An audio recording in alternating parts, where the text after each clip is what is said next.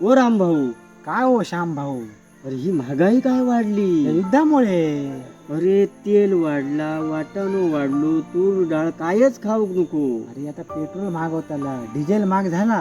काय बोलतोलस आता? तर मी काय म्हणते राम भाऊ, हा श्याम भाऊ, हा तर पगार किती लोकांचं वाढत ना. हो, लोकांची आता ही मोलमजुरी करतो त्यांचं 4 पैसे वाढवायचो, उन्हात मरतात ते.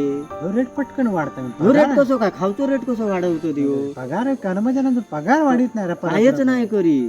वर्षान वाढलो तर 100 रुपये 200 100 काय वाढीतच नाही आधी मी म्हणतो. युद्धामुळे किती झटके बसतात. किती झटके पडले.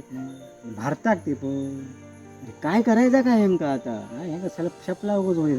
नाहीतर काय राई दिंड्याचं माका वाटतं ओले दांडे काढूचे आता तो बांबू पाण्यात बुडवलं आणि भेतळलं ना, हा तर लय भारी लागतात. चपात्या. गोर गरीब आता लुटल्यानी नाही रे आता. तेल वाढला 150 रुपये झाला. अरे तेलाची आता फोडणी पडण्यासारखी या पडणारच नाही. पाणी येतच आता लोक मरतली याचा पाणी खाऊन खाऊन. एका 5,000 जागा 8,000 करायचो. हा असा केल्यानंतर काय होता?